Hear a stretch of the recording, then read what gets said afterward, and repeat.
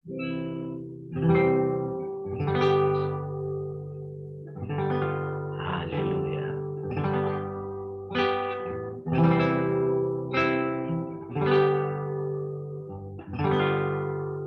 Seperti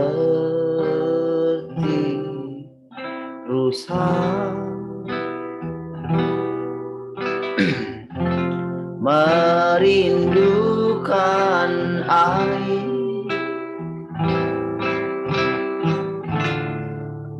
begitulah jiwaku merindukan Engkau.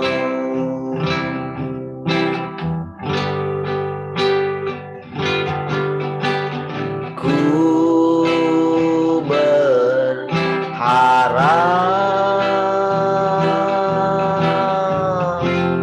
hanya kepadamu.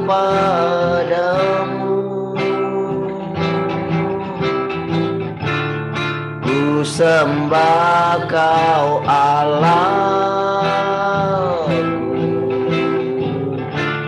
Tuhan dan Rajaku.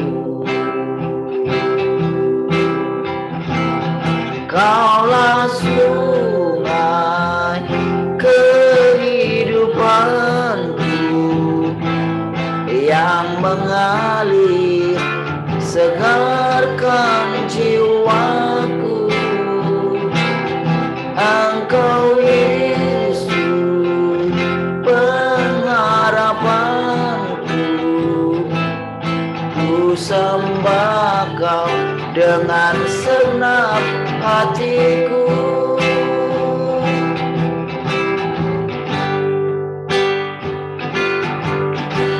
Seperti rusa merindukan air, demikianlah jiwaku merindukan Engkau.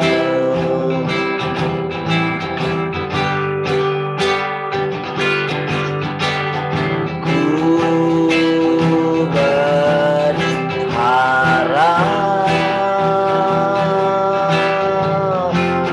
hanya kepadamu.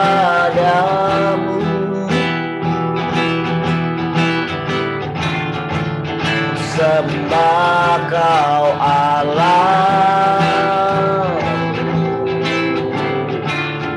Tuhan dan Rajaku.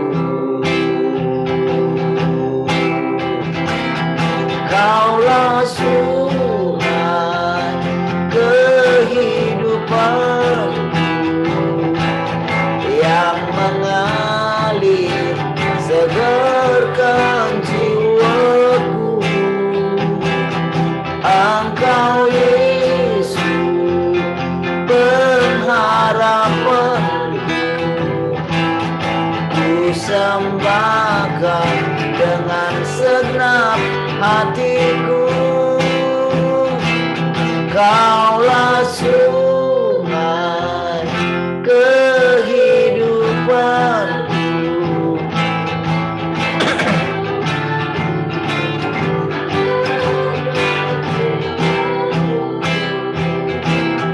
Engkau Yesus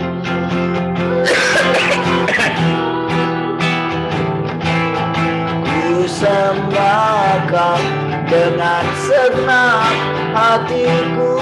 Kaulah sungai, Kaulah sungai kehidupanku yang mengalir, segarkan jiwaku.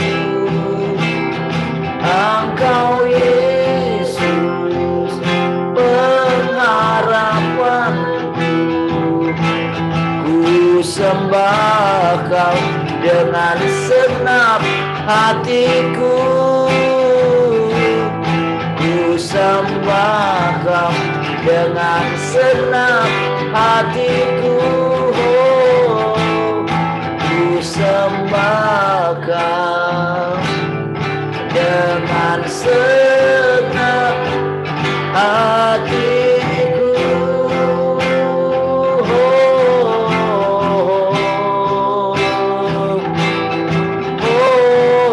Kami sembah Engkau Tuhan.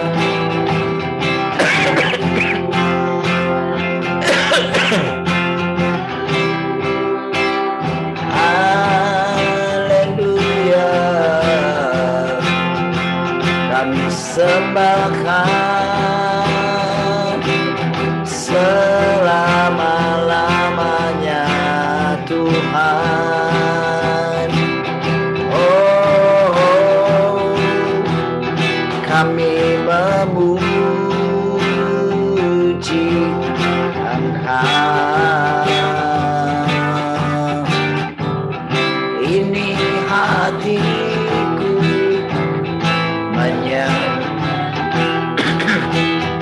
tulus dan kagum padamu Yesus.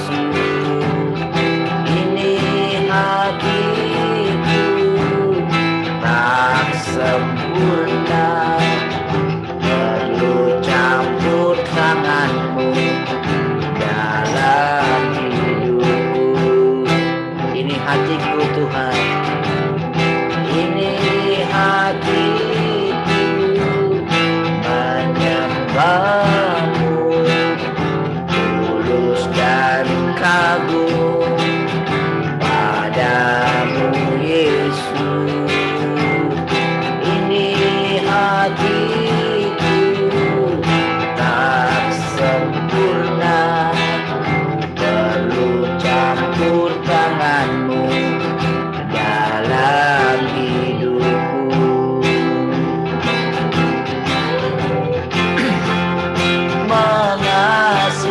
Mengasihimu, hatiku mengasihimu, hatiku ingin mengenalmu, ingin mengertimu. Tuhan, Kau lihat isi hatiku.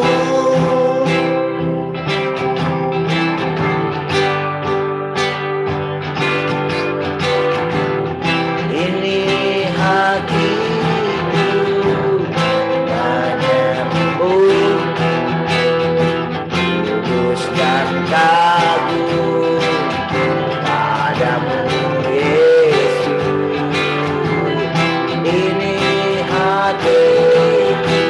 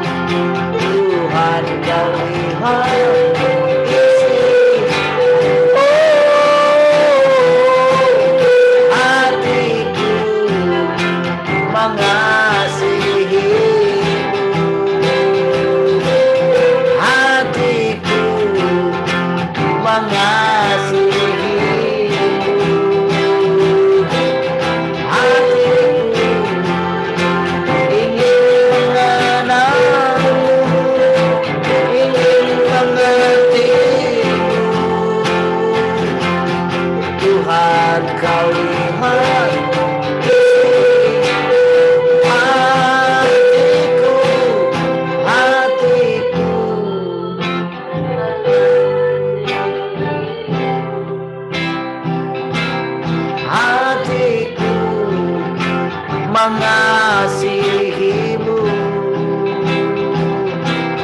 Hatiku ingin mengenalmu, ingin mengertimu. Tuhan, kau lihat isi hatiku.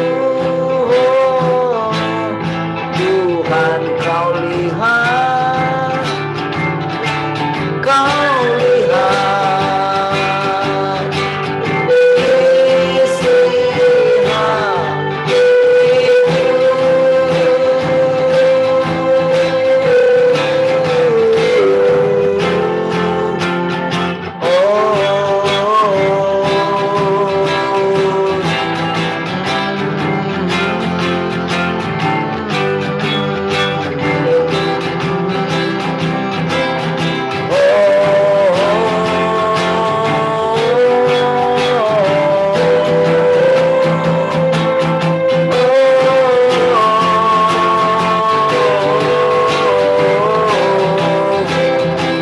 Semakin melekat menyatu denganmu,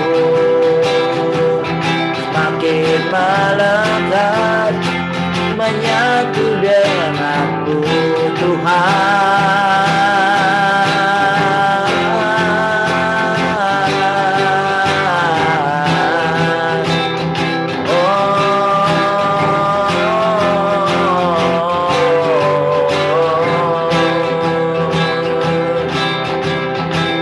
Terima kasih buat cintamu, Tuhan. Terima kasih, semakin melekat denganmu, Tuhan.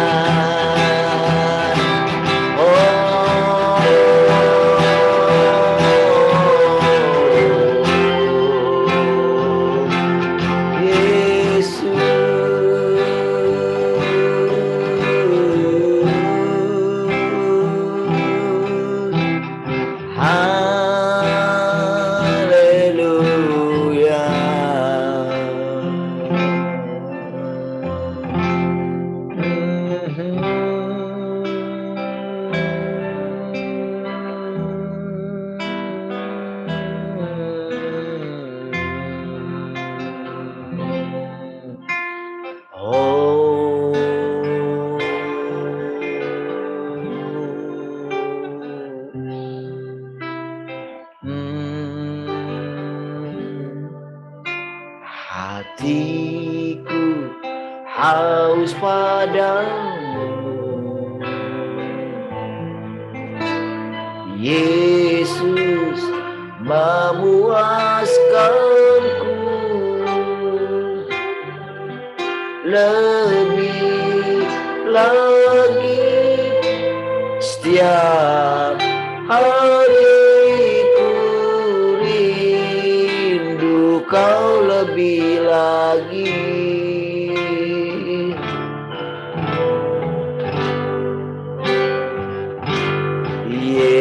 Yesusku,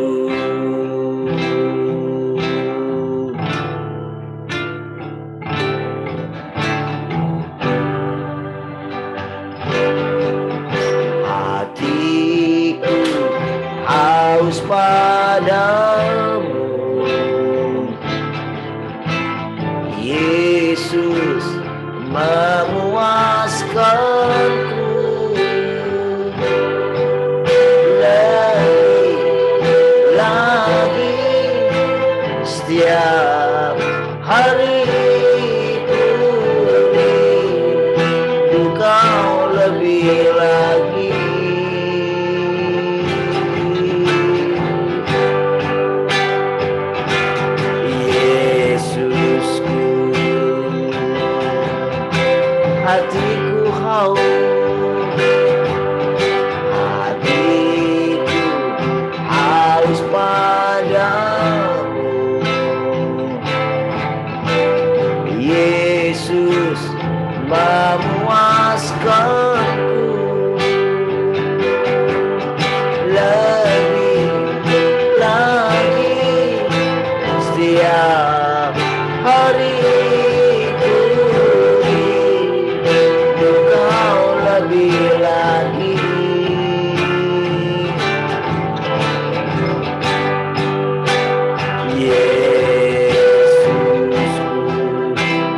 lagi,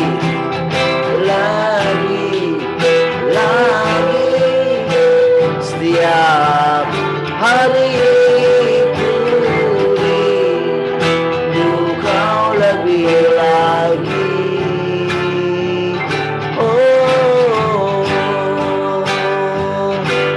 Yesusku, katakan lebih lagi,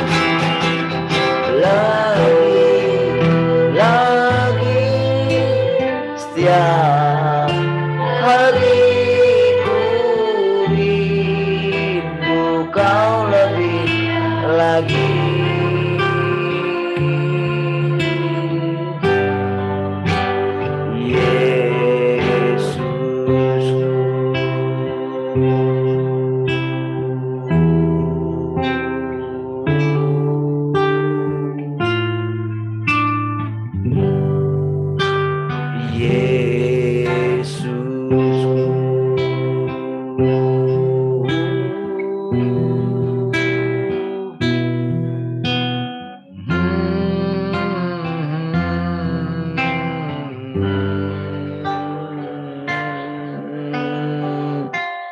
Kami merindukanmu, mendambakan Engkau Tuhan. Setiap hari duduk di kakimu, menyembahmu Tuhan, menginginkanmu lebih dari hari-hari yang lalu.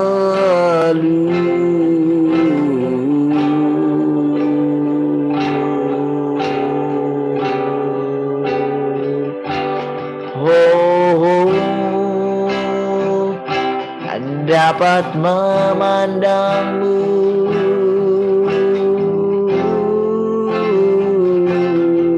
Tuhan.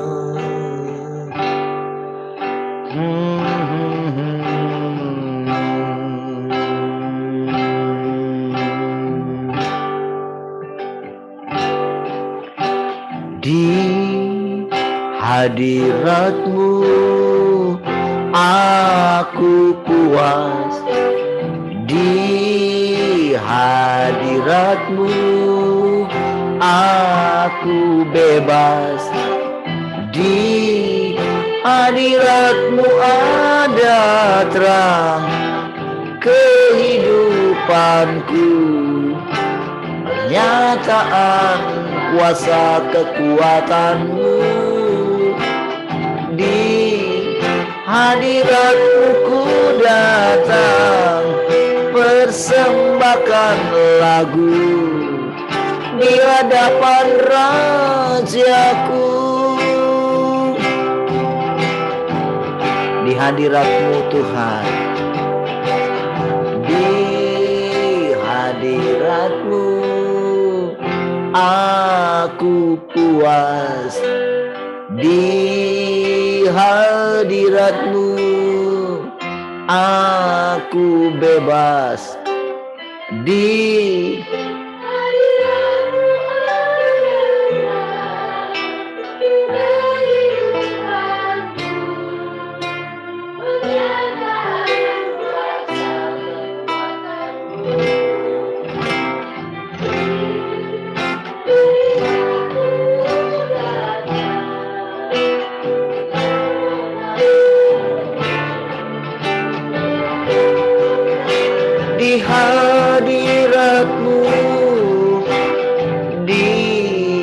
hadirat-Mu ada terang kehidupanku, pernyataan kuasa kekuatan-Mu. Di hadirat-Mu ku datang, persembahkan lagu di hadapan di hadirat-Mu. Di hadirat-Mu ada terang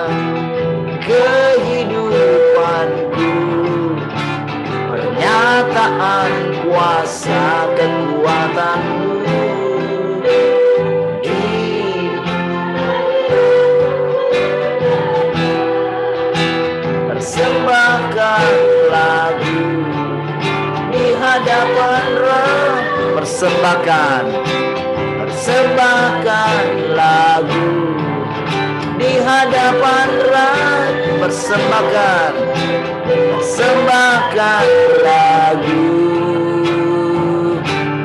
di hadapan Raja.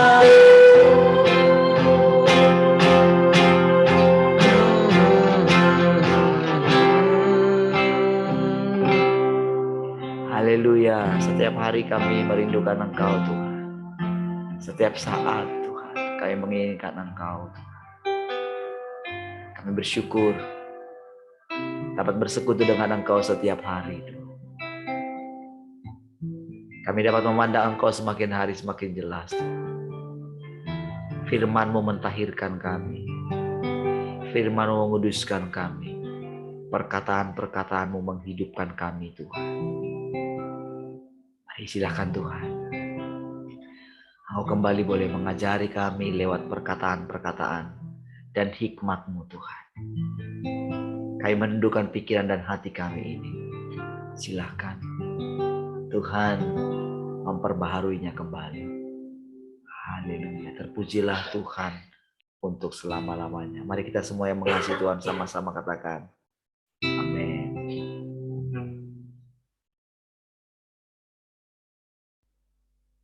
Baik. Shalom, selamat pagi. Shalom semua. Shalom, selamat pagi semua. Halo, selamat pagi semuanya. Puji Tuhan. Halo. Bagaimana kabarnya pagi ini? Sehat. Sehat semua. Sehat. Yang di radio sehat nggak ini? Hah? Shalom teman-teman yang di radio. Boleh komen. Ada rame di radio ya pagi ini.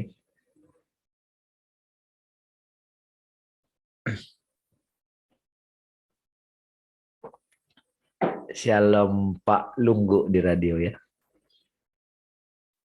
Sepertinya hanya itu yang komen sama. Oh, ada Alexa ya. Oh, radio sehat katanya Pak Lunggu. Ya. Mama Alexa, shalom juga.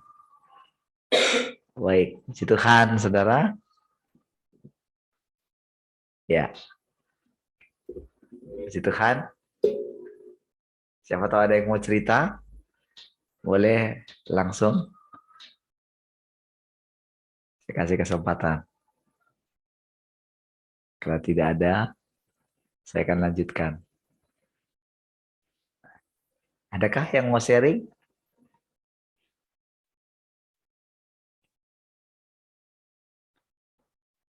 Ada? One.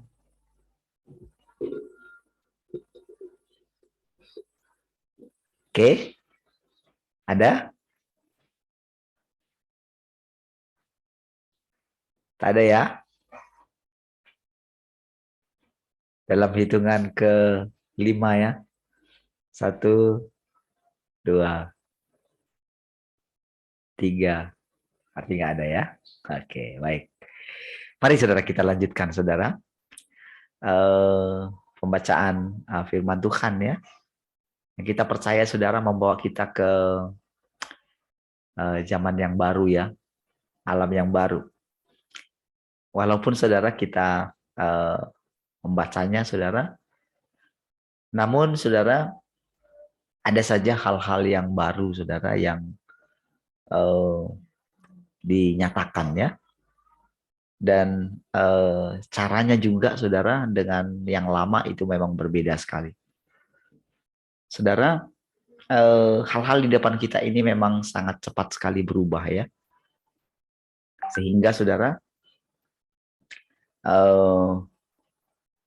kalau kita tidak merubah cara kita dalam mengikut Tuhan gitu, Kan semua tergantung kita juga ya. Bagaimana kita mengikuti pergerakan Tuhan.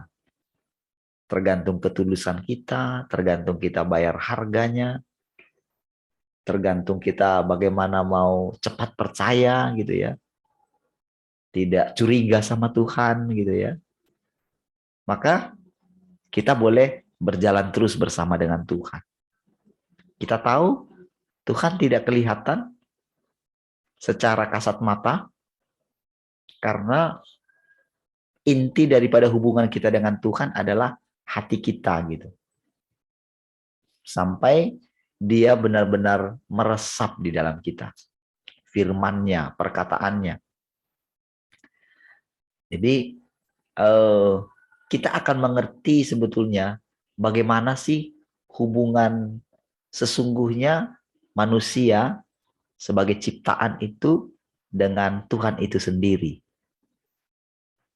Ya. Semua yang dikatakannya itu, saudara, ketika kita belajar menerimanya, maka itu akan menjadi kenyataan.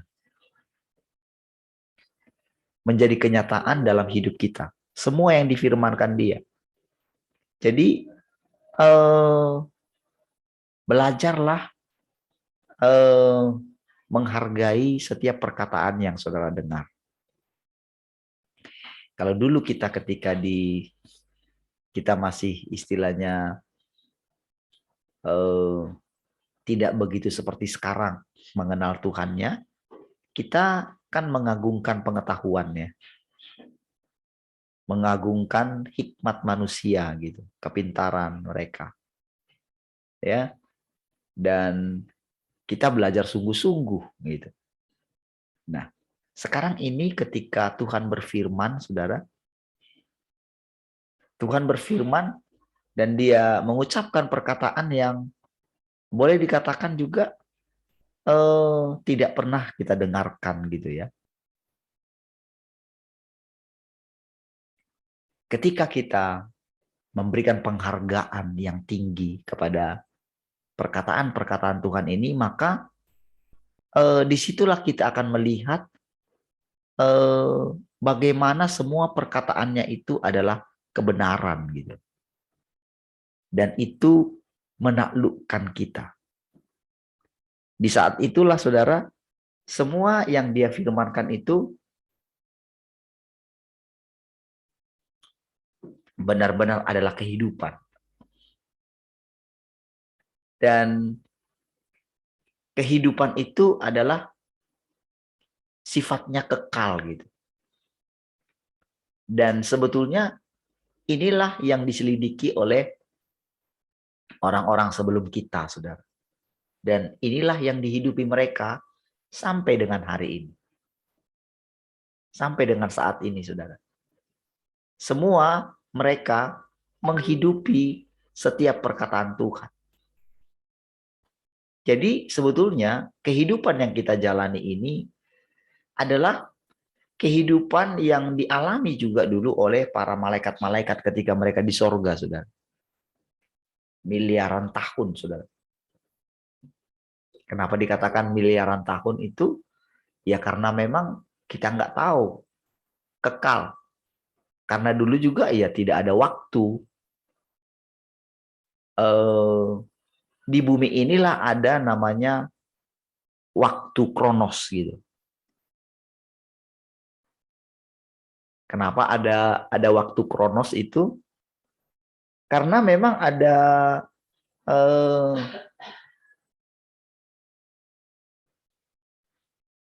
pagi, ada malam gitu. Ada petang gitu, bergantian, berputar terus. Itulah yang dikatakan waktu. Tetapi di sorga dulu tidak ada. Di bumi lah yang ada pagi dan terang. Kalau di sana kan ya terang senantiasa. Jadi berjalan saja gitu. Nah, jadi mereka itu makanan utama mereka itu adalah firman gitu. Perkataan-perkataan Tuhan itu sendiri. Itulah yang menghidupkan mereka. Jadi persis sebetulnya seperti kita sekarang ini, saudara. Jadi kehidupan dulu Malaikat juga seperti itu gitu.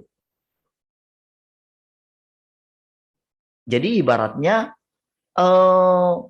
Allah itu seperti sekarang tidak seperti kelihatan secara kasat mata gitu. Jadi Allah itu berlindung di balik perkataannya semua. Jadi yang mereka dengarkan itu adalah perkataan dan hikmat. Ya, jadi sebelum mereka tahu apa-apa, jadi hikmat Allah itu telah ada di dalam mereka. Jadi ketika Tuhan mengatakan sesuatu, saudara, maka perkataan itu sendiri menjadi hikmat. Itulah keajaiban daripada perkataan Tuhan itu, saudara. Di balik perkataannya itu ada hidup gitu. Ada hikmat gitu. Jadi ketika diucapkan gitu. Jadi setiap kali Tuhan berfirman gitu, di antara para malaikat-malaikatnya yang disebut juga dulu keluarganya gitu. Jadi ketika disebut keluarganya bukan karena seperti kita manusia dilahirkan, kita lahirkan gitu. Enggak, itu hanya pakai perkataan. Dan ketika diucapkan jadilah seperti itu. Itulah prosesnya. Ya. Nah, sekarang kita ini ketika Tuhan berkata-kata itu, ketika dia mengucapkan satu perkataan yang baru, maka secara otomatis kita yang mempercayainya akan masuk ke zaman yang baru itu.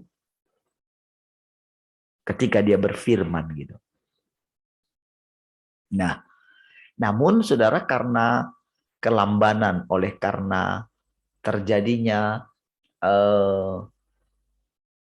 pemberontakan, tidak mau percaya kepada perkataan Tuhan itu oleh karena kebingungan yang diakibatkan oleh karena adanya yang jatuh itu yaitu Lucifer itu kan tertipu. Makanya manusia mendengarkan perkataannya. Makanya sebetulnya ketika Tuhan mengatakan iblislah yang jadi bapakmu itu juga kebenaran. Tapi kan mereka berusaha menyanggah.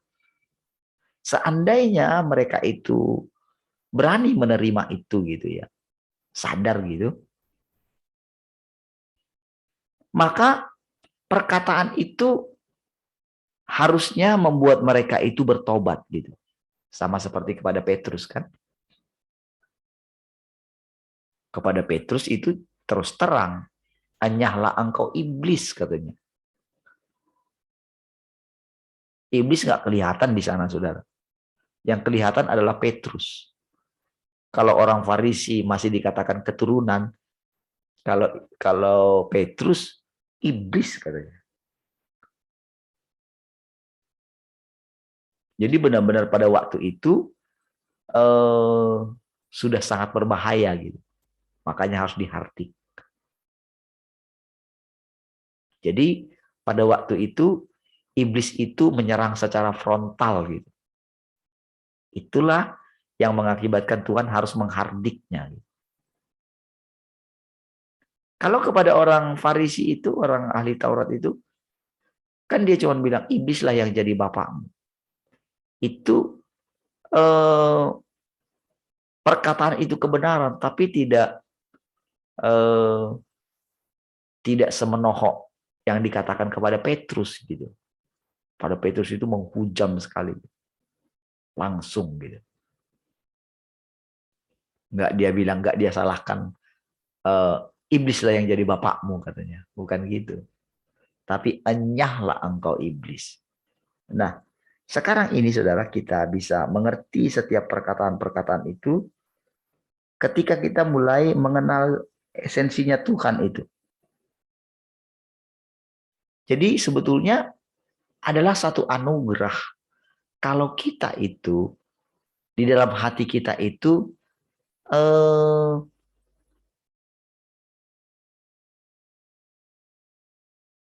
apa namanya ya? muncul satu pernyataan di dalam hati kita bahwa Allah itu adalah kasih gitu. Itu satu rahasia, saudara. Sehingga kita bisa maju terus. Sekalipun mungkin rasanya kita itu, kita itu tidak mungkin bisa mengejar Tuhan. Gitu. Karena kita menemukan diri kita ketika kita berhadapan dengan kebenarannya, maka ada saja sisi-sisi gelap dalam hidup kita yang diterangi, yang sampai kadang membuat kita malu sendiri di hadapan Tuhan. Tetapi saudara, ketika kita bisa terus gitu mengikut Dia gitu, itu pun anugerah gitu. Karena mulai tercipta di dalam diri kita, mulai terbangun gitu. Ketika kita terus mendengarkan Dia, sekalipun kita tahu rasanya perkataan-perkataannya itu ketika Dia mengucapkan sesuatu, ketika itu melampaui pikiran kita gitu, namun kita mau saja mendengarkannya, itu pun anugerah. Kenapa kita mau mendengarkannya? Karena sudah mulai tercipta di dalam diri kita, firman itu menaklukkan kita. Jadi ketika kita juga mengerti bahwa ketika Dia mengatakan bahwa Dia ada di antara kita dan kita sudah melihat Dia, itu pun anugerah, saudara. Orang yang tidak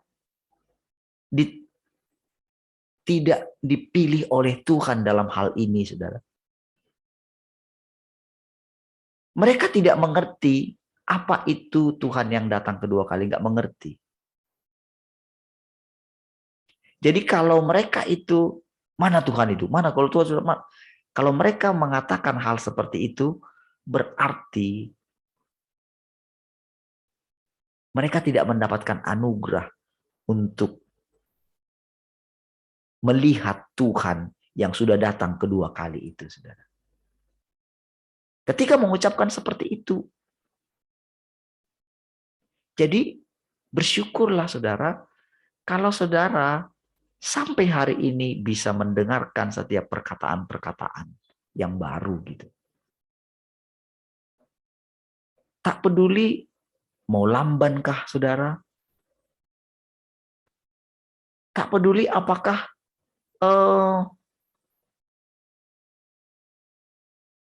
kita itu kadang-kadang kita itu begitu bersemangat atau kadang-kadang kita kurang bersemangat oleh karena setiap keadaan yang kita alami. Namun kalau kita masih didapatinya duduk di kakinya setiap hari gitu, maka itu pun anugerah gitu. Jadi saudara, salah satu ciri daripada Tuhan sudah mulai mendapatkan kita adalah kita bisa setia duduk di kakinya gitu. Kita kayak nggak bisa meninggalkan Tuhan gitu ya. Itu anugerah yang sangat luar biasa. Jadi itu satu pencapaian yang tanpa sadar kita sudah capai. Sekalipun nampaknya saudara biasa saja menjalankan hidup saudara.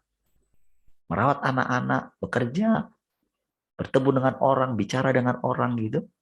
Nampaknya kan biasa kan? Semua melakukannya. Tetapi ketika tercipta di dalam diri saudara satu kebiasaan yang baru, menanya Tuhan gitu. Komunikasi dengan Dia, berbicara dengan Dia. Ketika saudara menghabiskan banyak waktu untuk berbicara dengan Dia, Jadi Tuhan yang berinkarnasi itu pengertiannya itu tidak sesimpel pengertian secara harafiah gitu. Itulah bedanya hikmat yang dari atas dengan hikmat dunia ini. Ketika kita mulai mengenal hikmat yang dari atas itu perkataan-perkataan Tuhan itu penuh misteri. Dan kalau kita terus merenungkannya gitu, itu seperti kita yang dikatakan oleh para pemazmur itu, seperti madu di langit-langit mulutku katanya. Nikmat sekali gitu. Dalam sekali perkataan-perkataan itu, saudara. Coba saudara, bagaimana kita bisa menerangkan secara harafiah gitu ya, secara pengertian manusia tentang Tuhan berinkarnasi, tentang Tuhan menampakkan diri. Itu adalah pengalaman kita. Itu adalah sesuatu yang sulit untuk dijelaskan kepada manusia. Ketika kita berusaha ingin menjelaskan kepada manusia, ketika berusaha itu berarti kita yang menerangkan. Nggak bisa. Hanya Tuhan yang berinkarnasi itulah yang bisa menerangkan. Bedanya Tuhan secara roh dengan Tuhan yang berinkarnasi. Tuhan secara roh itu bahasanya roh. Nggak bisa nyambung dengan kita secara manusia, kita ciptaan. Makanya dia itu berinkarnasi. Jadi berinkarnasi itu menjadi manusia. Makanya dia bisa menjelaskan. Bedanya Tuhan yang berinkarnasi dengan manusia itu sendiri, manusia itu tidak bisa. Makanya kan Tuhan selalu bilang, ada banyak hal yang kukatakan kepadamu, tapi engkau tidak bisa menerimanya. Perhatikan ketika Tuhan itu harus ketika dengan murid-muridnya ya, saudara perhatikan. Dia ngomong sesuatu, tapi murid-muridnya nggak pernah mudeng. Paling yang bisa ketika mereka itu bisa mengatakan, jadi ketika Tuhan mengatakan, menurutmu siapakah aku ini? Mereka macam-macam bilang gitu. Jadi Petrus tiba-tiba nyeletuk gitu. Berarti kan dia nyeletuk itu, dia itu tidak sedang mewakili dirinya. Kan katanya kan bukan manusia yang mengatakan itu. Kalau dikatakan bukan manusia, itu berarti bukan Petrus. Bukan hikmatnya Petrus. Bukan hasil perenungan Petrus. Atau kalaupun itu pernah dia terbersit seperti itu, dia tidak akan berani mengucapkannya. Dari sisi manusianya Petrus ya. Nggak berani. Karena manusia hanya berani mengucapkan yang masuk akalnya dia. Makanya Tuhan mengatakan, bukan manusia yang mengatakan itu, tapi Bapakku yang di sorga. Itulah sifatnya pewahyuan. Nah, jadi Paulus itu pun ketika menulis surat-suratnya itu, ya, itu dia sedang mengatakan pewahyuan. Makanya dikatakan, aku berdoa supaya kamu dipenuhi dengan roh hikmat dan wahyu. Jadi saudara, para pengikutnya Paulus yang membaca tulisan-tulisan Paulus, Mereka itu hanya sampai di pewahyuan. Namanya pewahyuan, saudara. Itu nggak bakalan kita bisa mengerti. Roh hikmat dan wahyu. Artinya, jadi Roh Kuduslah yang seperti menyingkapkan gitu. Berikan roh hikmat dan wahyu. Mungkin ketika Paulus itu, ketika dia hasil perenungannya itu ya, jadi dia mendengarkan suara roh gitu. Ya, mendengarkan suara roh. Apa bedanya dengan sekarang? Bedanya dengan sekarang itu, jadi ketika kita masuk dalam tahap berikutnya, jadi itu di tahapnya dia. Dan kemarin kita juga masih sampai di situ. Ketika kita itu mendengarkan perkataan-perkataan itu, jadi itulah yang disebutnya itu sebagai mengenal Tuhan, menyembah Tuhan bayang-bayang gitu. Roh. Tetapi yang membuat berbeda dengan sekarang ini, dia itu menjadi daging. Gitu. Jadi menjadi daging itu artinya sesuatu yang bisa dimakan oleh daging kita gitu. Ya. Makanya Tuhan katakan perkataan-perkataan yang kukatakan kepadamu adalah roh dan hidup.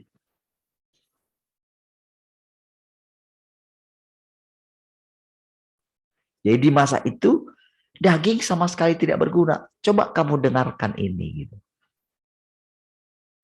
Jadi perkataan Tuhan Yesus pada waktu itu, saudara, itu sebetulnya mengarahkan mereka kepada roh.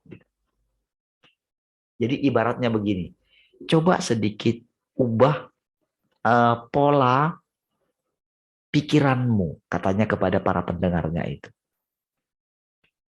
Kan pada waktu itu kan banyak yang mengundurkan diri kan. Sulit saudara untuk menerima perkataan Tuhan itu. Jadi perkataan-perkataan Tuhan pada waktu itu benar-benar pokoknya nggak masuk akal. Cuman karena memang nggak masuk akal itu, jadi Tuhan mengatakan sesuatu yang jadi dia berfirman di situ. Saatnya akan tiba dan sudah tiba. Bahwa penyembah akan menyembah Bapa dalam roh dan kebenaran. Ketika dia bilang, bayangkan kepada perempuan Samaria. Orang itu mengerti tentang penyembahan, menyembah, yaitu dengan melakukan ritual dulu gitu. Sama dengan sekarang juga. Ketika orang menyembah Tuhan, mereka harus menyanyikan lagu, mempersembahkan korban. Korbannya apa? Mungkin waktu mereka, mungkin uang mereka, mungkin melayani pekerjaan Tuhan, pergi ke sana kemari. Mereka anggaplah itu sebagai satu pelayanan. Jadi mereka tidak akan tenang hidup mereka, apalagi kalau sudah mereka itu hamba Tuhan. Jadi bagi mereka, kalau tidak berkhotbah, kalau tidak mendoakan orang lain, kalau tidak mengkonseling orang lain, bagi mereka, mereka belum memuaskan hati Tuhan. Kalau mereka nggak memberitakan Injil, kalau mereka nggak membawa sebanyak mungkin jiwa kepada Tuhan, rasanya mereka itu tidak punya sesuatu untuk bertemu dengan Tuhan gitu. Jadi itulah alasan mereka untuk nanti di dalam kekekalan Tuhan akan mengatakan kepada mereka, sabaslah engkau hai hambaku gitu. Jadi mereka melakukan kegiatan-kegiatan sosial, Karena Tuhan pernah mengatakan seperti itu.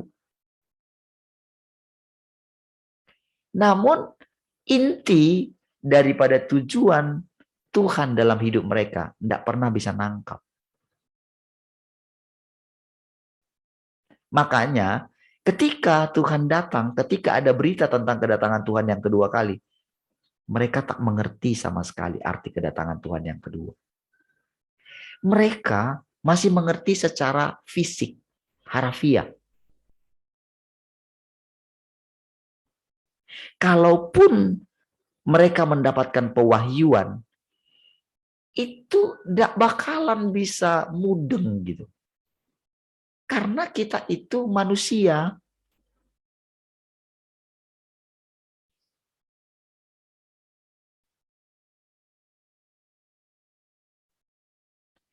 Makanya saudara, kalau kita tidak mengubah cara kita mendengarkan firman Tuhan, maka kemungkinan kita bisa akan mundur dari Tuhan. Jadi benar-benar saudara, ketika kalau saudara renungkan baik-baik saudara, murid-murid Tuhan itu, sebetulnya mereka kebingungan saudara pada waktu itu. Karena bayangkan Tuhan bilang, aku dan Bapa satu. Kalau engkau melihat aku, engkau sudah melihat Bapa. Nah, loh. Itu kan sesuatu yang tak pernah diucapkan oleh para nabi. Apalagi dia bilang, Abraham bersuka cita melihat hariku. Aku lebih dulu ada daripada Abraham, katanya. Coba. Kan gak mungkin lah itu manusia Yesus yang ngomong itu kan. Tapi kenapa dia ngomong itu?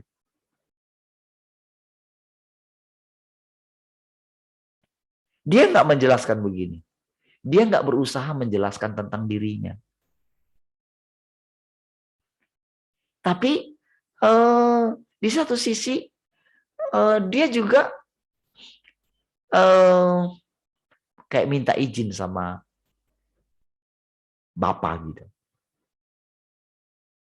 Kayak minta izin kalau kita merenungkan, kalau kita mencoba membayangkan Yesus itu adalah manusia. Ini demi kita, saudara. Kita boleh merenungkan itu, kita boleh memindahkan sejenak, saudara. Karena juga berikutnya dia mengatakan, janganlah kehendakku, tapi kehendakmu yang jadi. Berarti kan ada yang berbeda kan di situ kan? Sekalipun dia ucapkan, aku dan Bapa satu. Jadi saudara, untuk bisa menjelaskan misteri pekerjaan Allah di dalam diri Yesus, itu tak bisa dijelaskan secara harafiah. Jadi saudara, ketika Tuhan mau menjelaskan ini termasuk saudara kepada diri saya yang sudah mendapatkan pengertian di dalam roh saya, di dalam hati saya gitu. Oke? Tadinya saudara, ini tidak ada. Atau minimal begini, tadinya itu ada ragu-ragunya gitu. Itulah diri kita manusia yang belum disempurnakan. Ya. Dan itu memang wajar. Tuhan tidak mempermasalahkan hal ini. Dan memang seperti itu. Dan harus selalu ada di dalam diri kita sebagai ciptaan ini satu keadaan yang seperti itu. Supaya apa? Supaya kita itu tidak menyombongkan diri. Jadi ada sesuatu yang ketika kita mendapatkan sesuatu yang baru dari Tuhan, selalu saudara, di dalam diri kita itu ada seperti sejenis roh yang lain yang memang bukan miliknya Allah.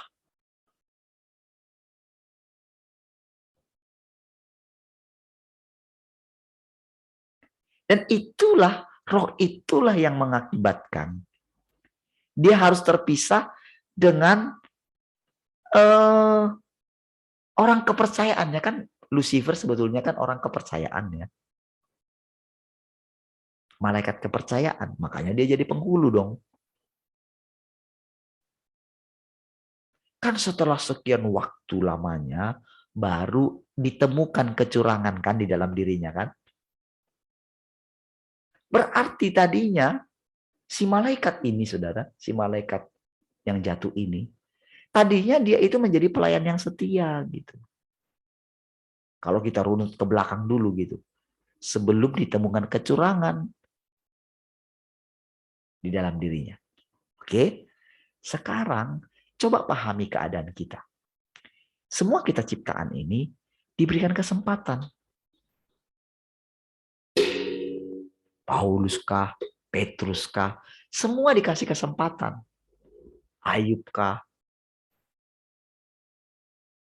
Kan ketika Ayub menderita, diizinkan yang tidak dia ketahui. Kan baru kelihatan kan. Bahwa dia merasa dirinya benar gitu loh. Aku sudah taat kepadamu Tuhan. Aku pokoknya memang dicek dalam dirinya tidak ada sesuatu yang kalau dibandingkan dengan orang lain sampai yang seusia dia, wah nggak ada yang seperti dia. Jadi ketika dia diremehkan oleh yang harusnya itu adalah anaknya dia gitu, dari segi apa saja gitu. Sehingga dia itu membela dirinya terus di hadapan Tuhan. Jadi ketika dia mendengarkan perkataan Tuhan, itu saudara dia itu benar-benar nggak sanggup. Jadi saudara dalam hal ini pun kita itu lebih daripada Ayub. Karena yang membuat dia menjadi saleh ya Tuhan juga. Nggak ada yang perlu dia banggakan akan itu. Tetapi karena dia yang menerima anugerah bisa menjadi saleh itu kan karena dia menjadi saleh toh. Ya kan? Tapi dia pikir dia menjadi saleh itu hanya karena dia. Dia tidak tahu kalau dia menjadi saleh itu oleh karena pilihan Tuhan yang menjadikan dia bisa menjadi saleh.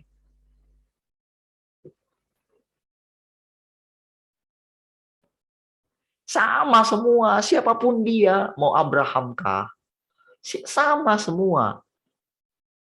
Yang membuat mereka bisa hidup di hadapan Tuhan terus adalah karena mereka belajar mengenal Tuhan. Jadi ketika mereka dihajar dalam hidup mereka berkali-kali gitu, dan mereka tetap di kaki Tuhan gitu, itulah yang membuat mereka bisa hidup selama-lamanya.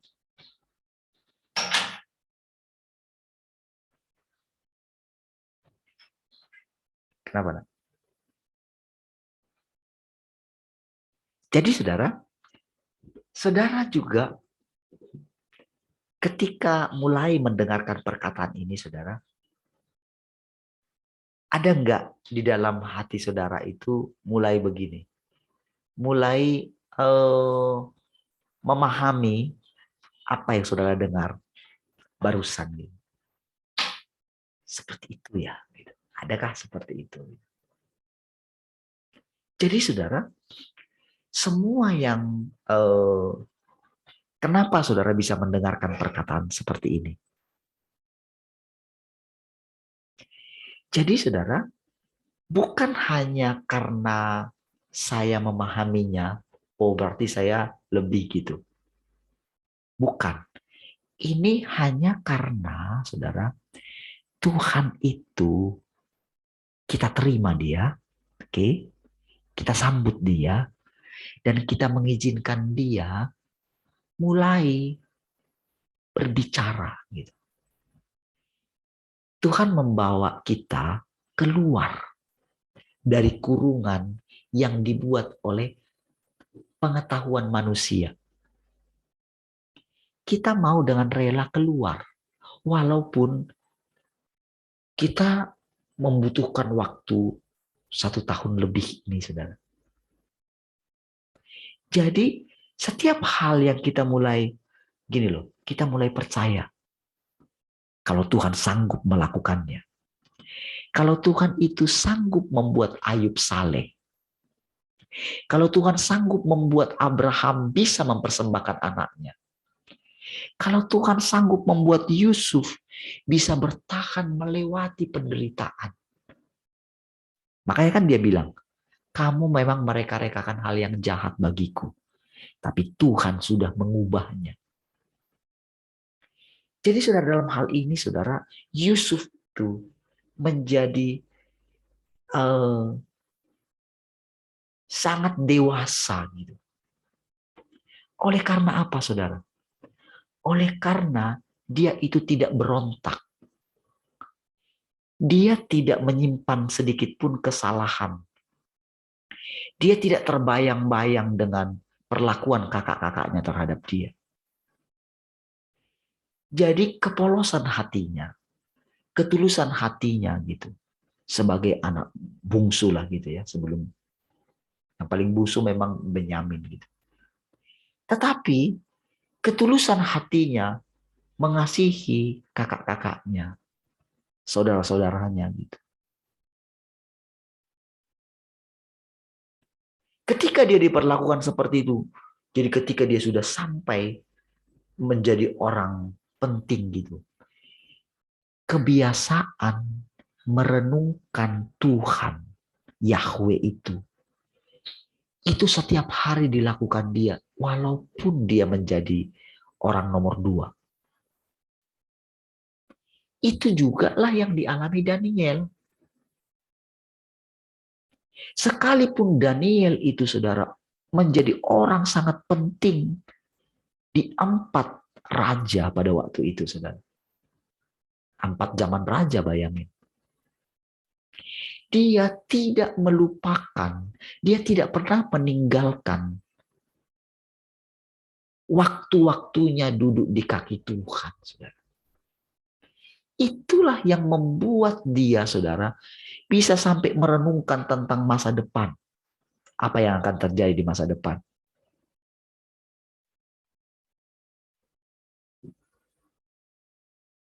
Nah, saudara, kalau saudara mengerti pola ini, saudara, maka saudara akan mengerti apa yang saya katakan. Tuhan ada di antara kita. Tuhan berbicara kepada kita. Ketika saya katakan kepada kita, saya juga bersama ikut di situ mendengarkannya. Tetapi yang kita dengarkan itu adalah perkataan Tuhan. Kan itu kan sulit ya. Jadi ketika saudara pengertian-pengertian yang kita peroleh ini saudara, jadi untuk kita bisa mendengarkan perkataan yang baru, jadi dia itu kayak membuat di dalam kita itu satu perlindungan supaya kita tidak jatuh kepada yang namanya roh kesombongan tadi yang membuat orang kepercayaannya itu harus diusir.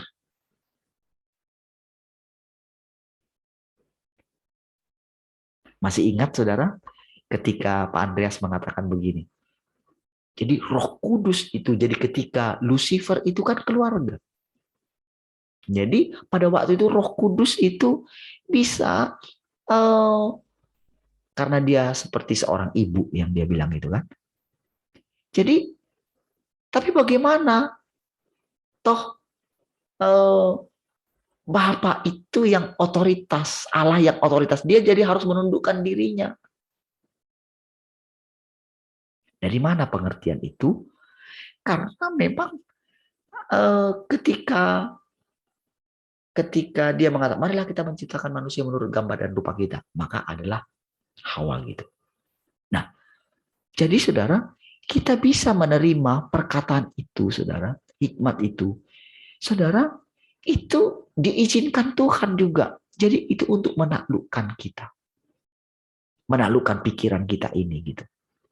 Ya. Jadi saudara, ketika sekarang ketika saudara mendengarkan perkataan ini, ketika dikatakan tadi kan gitu. Jadi dia sudah menciptakan satu perlindungan di dalam kita. Jangan takut, Parlin. Akulah perisaimu, katanya kan. Tahukah saudara yang dimaksud perisai itu? Jadi perisai itu seperti pengertian yang membuat istilahnya kita ini aman. Karena begini saudara, untuk Tuhan itu bisa bicara melalui mulut kita ini kan, siapa kita? Siapa kita berani mengucapkan sesuatu yang tidak pernah diucapkan oleh manusia manapun? Siapa? Kita sudah menemukan di dalam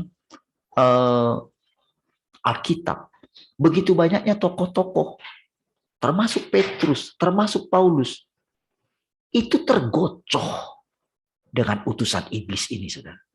Yaitu roh kesombongan tadi. Makanya ketika dia mengatakan begini, jangan takut Parlin gitu. Itu saya tangkap sendiri. Gitu.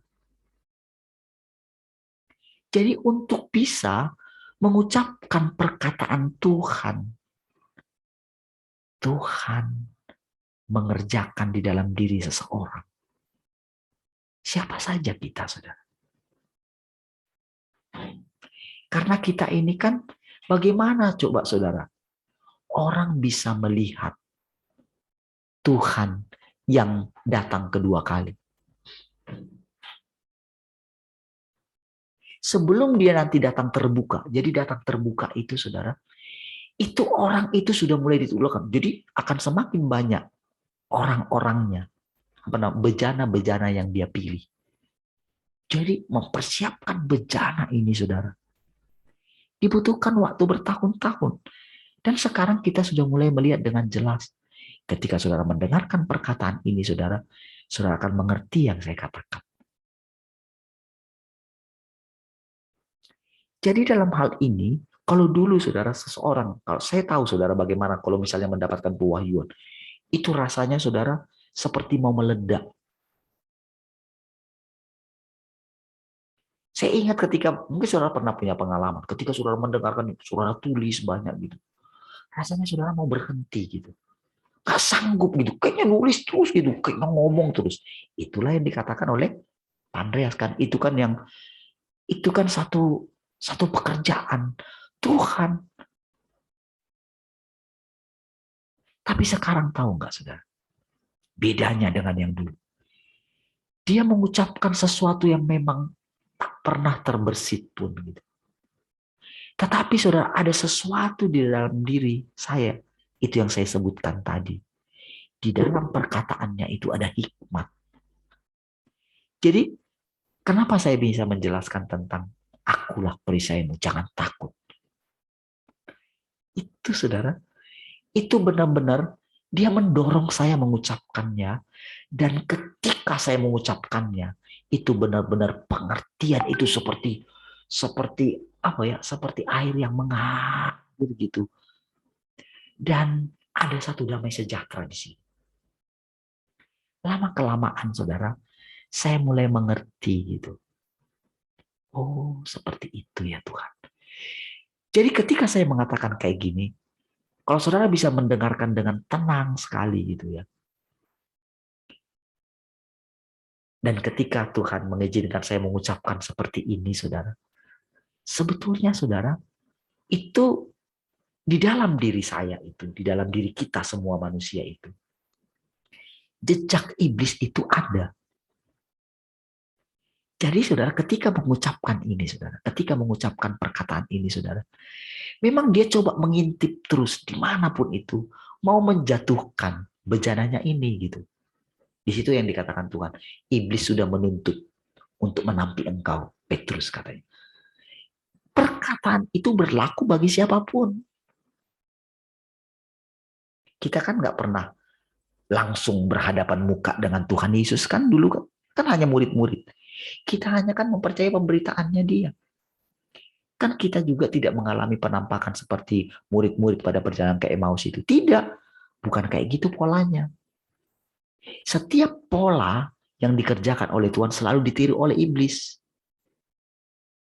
Oke? Jadi dia ini, saudara, Tuhan menampakkan diri.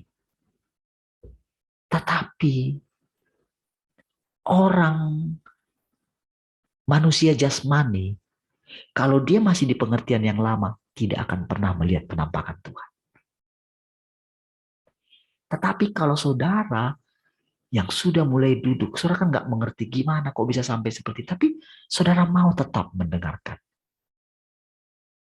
Oke, itu Tuhan yang buat sampai pada akhirnya sampai kepada penjelasan ini. Disinilah setiap kita diberikan kesempatan untuk memandang Tuhan itu. Jadi yang saudara pandang itu bisa berbeda tergantung tingkat pengertian saudara. Tingkat ketulusan hati saudara. Tingkat saudara itu mau mempercayai Tuhan dengan hati yang tulus. Ketika saudara tidak bersungut-sungut atas kehidupan saudara. Ketika saudara mulai mempercayai bahwa setiap kejadian yang sedang terjadi pada hidup saudara, tidak ada yang kebetulan. Saudara percaya Tuhan berdaulat atas segala sesuatu yang terjadi. Nah, hal itulah yang membuat saudara bisa menerima sesuatu.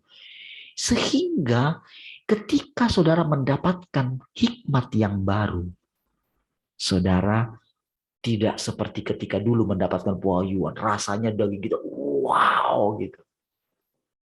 Tapi saudara tetap merasa bisa menikmati keindahan itu, keindahan hikmat itu. Dan ketika saudara mengucapkannya, nggak ada sesuatu yang perlu kita banggakan dengan diri kita. Karena itu bukan kita. Itu adalah karena kerendahan hati kita. Karena kehausan kita. Karena ketulusan hati kita mau memandang Tuhan. Lihat aku berdiri di muka pintu katanya. Lihat kapan kita dengarkan orang pernah punya kesaksian seperti itu.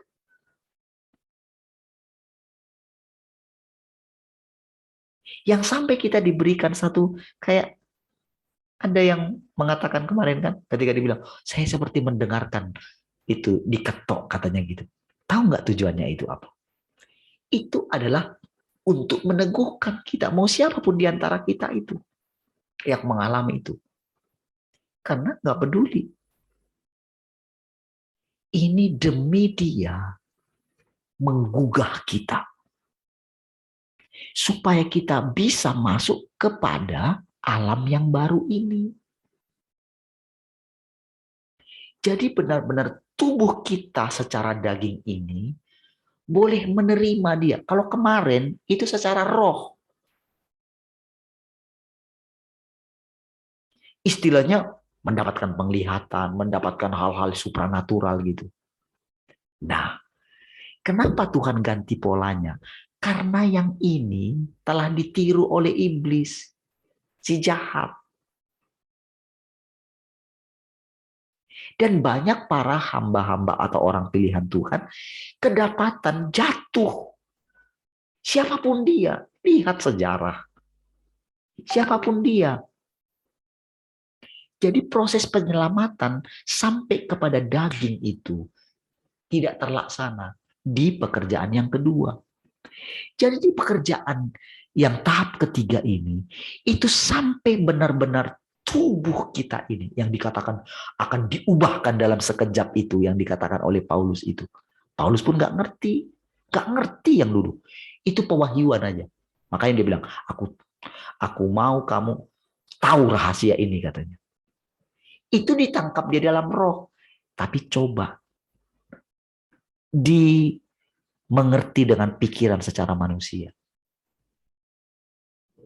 Nggak bisa. Karena begini saudara. Kenapa Paulus berani mengucapkan itu? Karena ada Henok. Karena ada Elia. Jadi dasar inilah yang mengakibatkan dia berani mengucapkan perkataan itu. Tapi, tahu nggak saudara? Itu hikmat manusia. Bagaimana itu terjadi? Kan nggak ada yang ngalami. Dia kan nggak ngalami tuh. Harusnya dia ngalami dong. Pengangkatan seperti Henok.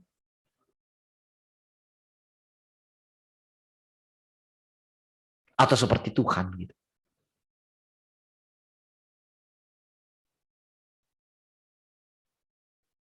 Kan berbeda kan?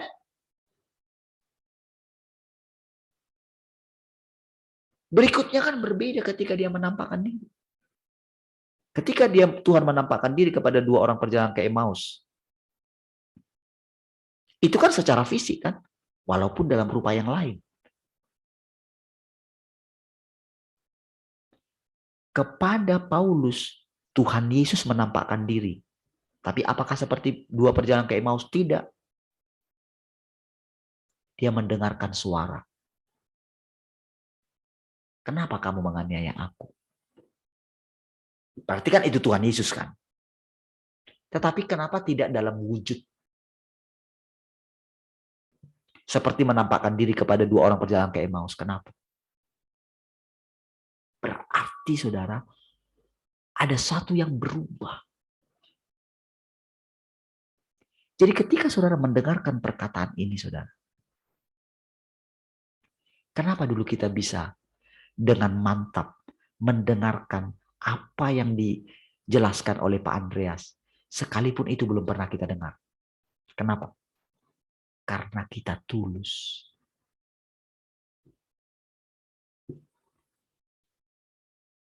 Tetapi kenapa ketika Tuhan mulai berbicara kepada hal yang baru, seolah-olah saya seperti menyalahkan yang kemarin. Seolah itu kan?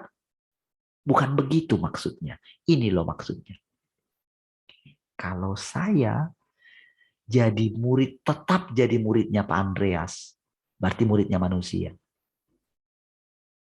Maka Tuhan tidak bisa menyempurnakan kita. Tuhan tidak bisa menyempurnakan Pak Andreas. Pak Andreas tidak sadar. Dia sudah jatuh kepada pikirannya. Dia juga tidak tahu.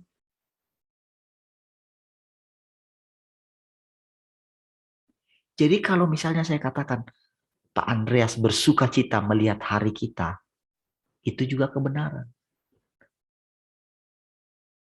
Karena ada perkataan, tanpa kita, mereka tidak sampai kepada kesempurnaan. Nah, jadi saudara, pola inilah yang Tuhan kerjakan secara diam-diam dalam hati kita. Jadi dengan berbagai macam cara gitu, untuk menaklukkan kita. Selama kita ini, saudara, mata kita tertuju kepada Tuhan. Gak peduli entah salah pengertian kita sekarang. Kenapa dikatakan salah? Kenapa bisa dikatakan salah? Karena kita itu sedang dalam proses penaklukan. Yang ditaklukkan itu apa, saudara? Jadi ketika Tuhan berfirman, saudara, berkata seperti ini. Di dalam diri kita ini ada yang dibersihkan oleh Dia. Yang dibersihkan apa sebetulnya? Pemahaman-pemahaman, gagasan-gagasan si jahat. Jadi dalam hal ini, saudara, ketika di dalam diri ketika kita mendengarkan perkataan-perkataan yang baru, saudara, itu si jahat yang ada di dalam kita itu berupa, sebetulnya itu berupa pemahaman-pemahaman atau dusta.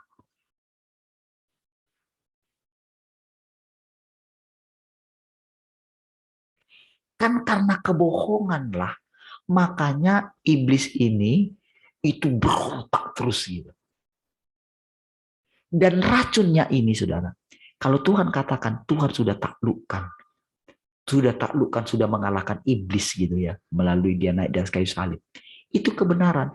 Namun perkataannya dia itu jadi membuat dia punya keturunan. Kebohongannya dia. Jadi semua dia ucapkan kebohongan. Sakit penyakit. Coba kamu lihat. Coba kamu lihat sekarang kamu menderita. Kamu gak punya uang kan? Itu semua kebohongan. Kebenarannya apa? Kamu katakan ke ini, terangkat. Itu terangkat kok. Kebenarannya apa? Tuhan sudah datang 2000 tahun yang lalu untuk menebus setiap sakit penyakit kita. Itu kebenaran. Kita mempercayai, lebih kuat mempercayai bohong atau kebenaran. Kalau kita khawatir, takut, tidak bisa dengan mudah mempercayai perkataan Tuhan yang tulus yang saudara dengar setiap hari. Itu berarti saudara, itu lebih, jadi ketika Tuhan mengatakan, iblislah yang jadi bapakmu, itu karena begini, lebih mempercayai bohong. Karena esensi Tuhan itu adalah kasih. Esensi Tuhan itu adalah pemurah. Esensi Tuhan itu adalah dia kudus. Jadi artinya begini, kalau saudara bisa duduk di kaki Tuhan, itu berarti Tuhan menganggap kita sudah kudus. Karena kalau kita nggak kudus, nggak bisa kita duduk di hadapannya. Nggak bisa kita mendengarkan perkataan ini. Nggak bisa kita mempercayai. Jadi saudara, semua perkataan ini makin lama kita makin mengerti nanti. Oh gitu ya. Dalam hati saudara kayak begini. Pantas kemarin kayak saya punya pengertian kayak gini. Saudara pasti punya kayak gitu. Oh ini yang kemarin ya. Yang kemarin waktu saya kayak merenungkan gitu. Saya terbersit. Oh ini ya. Nah, begitu saudara mengikuti Tuhan. Jadi kalau saya katakan begini. Sebetulnya lancang saya ngomong Tuhan berinkarnasi dalam kita. Itu sudah kayaknya itu kita melampaui kayaknya berapa zaman yang kita lewati. Tetapi semakin saya ucapkan saudara, dan ada satu perlindungan gitu ya, yang Tuhan buat gitu, saya semakin mengerti. Betul kok. Inilah yang membuat Tuhan menaklukkan semuanya. Dan disinilah kita tahu bagaimana caranya Tuhan menaklukkan kita. Ya. Kita akan tahu. Saudara akan tahu. Dan saudara, mata saudara itu akan semakin jelas. Mata saudara itu nggak memandang hanya di sini. Saudara bisa memandang jauh ke depan. Ya. Saudara bisa melintasi, jadi saudara masuk alam roh gitu, yang tak pernah dimasuki oleh orang lain. Siapapun mereka gitu. Saudara akan mengerti apa artinya duduk di sebelah kanan Allah. Saudara akan mengerti bagaimana masuk ke inti daripada hatinya Tuhan, ruang maha kudusnya Tuhan. Saudara akan mengerti. Bukan dengan pengetahuan, tapi dengan pengalaman. Pengalaman kita membuktikannya. Setiap perkataan yang saudara dengarkan, setiap hari, dalam hubungan saudara dengan Tuhan, kalau saudara memiliki hati yang tulus, saudara akan lihat semakin mudah engkau ditaklukkan oleh Tuhan.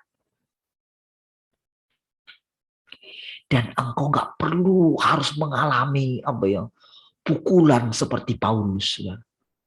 Paulus mengalami pukulan berkali-kali. Itu bukan kebenaran. Tapi orang sudah menganggap itu harus kebenaran. Tahu nggak kita mengalami pukulan berkali-kali? Itu firman. Firman yang memukul kita. Itu intinya gitu. Karena tubuh kita ini pun akan mengalami. Tapi tahukah saudara, pukulan firman itu sangat menohok. Tapi itu sangat menolong. Itu karena memang pengertian kita masih kuat tadinya. Pengertian kita yang lama. Tapi ketika kita mau, tahukah saudara, semua orang kudus mempercayai Tuhan itu seperti orang bodoh, saudara. Bukankah bodoh seorang Abraham mempersembahkan anaknya? Hanya orang kafir yang mempersembahkan anaknya.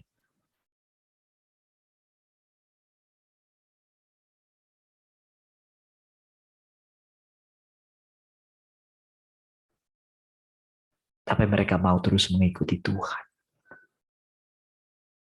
Saudara, ketika kita mengikuti Tuhan setiap hari yang sekarang ini, saudara. Saudara, ada banyak hal ketika dia mengatakan hal-hal yang baru. Rasanya kita mungkin bingung. Ini jangan-jangan pikiranku, Tuhan. Dan dia izinkan kadang-kadang, saudara, muncul itu. Tetapi karena kita setia duduk di kaki Tuhan, Tuhan akan jelaskan kepada kita. Dan tahu nggak, saudara? Tuhan tidak mempermasalahkan itu. Karena justru itu tampil keluar supaya dia bisa taklukkan. Semakin hari kita ditaklukkan.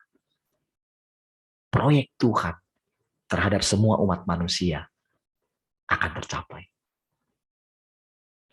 Bagaimana cloning Yesus itu tercapai. Dan prosesnya itu benar-benar kita alami. Bukan simsalabim. Disinilah kita mengerti. Kalau proses pengangkatan bukan simsalabim. Engkau akan berubah dalam sekejap mata, katanya. Bukan seperti pengertian yang lama. Jadi saudara, sebetulnya kalau kita mau boleh bilang, pengangkatan sudah terjadi. Ini proses pengangkatan. Jadi ketika dirampas, kita sudah dirampas oleh Tuhan.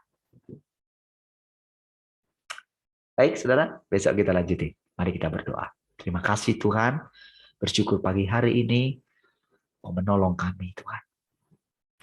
Terima kasih buat hikmat-Mu, buat perkataan-perkataan-Mu Tuhan.